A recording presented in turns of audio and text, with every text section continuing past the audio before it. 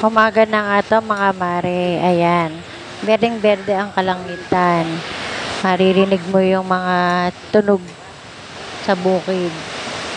Itong mag-ama yan, nagpapakyut pa nga. Oh. Ano kaya silang dalawa, mga mare? Pagkatapos nga niya, nangingi ako ng gabi. Kasi nga parang gusto kong maggata. Yan, pinangunguhan na ako niya nung maraming salamat, may ulam na ako. Pagkayari nga niyan, pag uwi, ginawa ko na yun gabi. Hinimay ko na siya. Oh. Habang wala akong ginagawa. Para mapakuluan ko na rin. Ayun na nga, natapos ko na nga siyang himayin. Yan, uhugasan ko muna. Para mawala yung mga putik-putik. Kasi nga, maputik din sa kinuhanan namin ng gabi. Pero yan, habang naglilinis ako dyan, yung aking anak ay naglalaro lang. Mabait siya ngayon. Hindi siya magulo. Ito nga, ang lakas-lakas ng ulan dito. Panahon na naman ng tag-ulan.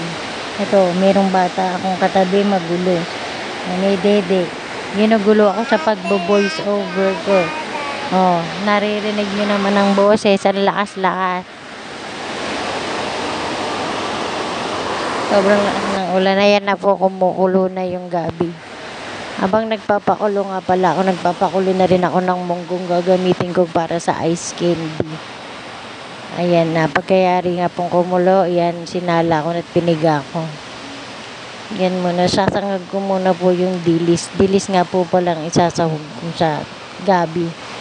Yan, sangag-sangag lamang po. Ala tayong, nabiling baboy. Nagyari niyan, ayan na nga, hindi ko na nabidyohan dahil may batang sumisingit. Nilagyan ko na ng Coco Mama. Baka naman, Coco Mama. Masarap po yung Coco Mama na yan. Para po siyang tunay na gata. Pag nilagay mo sa gata. Ayan na nga po, luto na. Konti na lang. Masarap na naman ang ulam. At habang nagluluto, yan po yung batang makulit, naglalaro na. Maya-maya naman po yan, nagagawa na ako ng ice candy ko. Patok pa rin po yung ice candy ko ngayon. Kaya nga lang, baka humina na yan dahil gawa ng nagsisimula na rin yung ulan. Pero gustong-gusto naman ng mga bata yung ice candy ko. Kahit na umuulan, kahit pa paano may bumibili pa rin. Dagdag kita, pambayad sa mga bills, pambaon, pambiling ulam.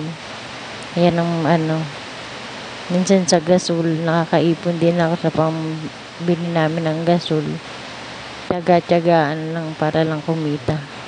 Lahat ng pwedeng pagkakitaan, tinasabakan. Para kahit papaano, hindi lang lahat palabas. Kailangan may pumapasok din na pera, nakita. Kailangan ding nagtutulungan yung mag-asawa para sa mga gastusin sa bahay.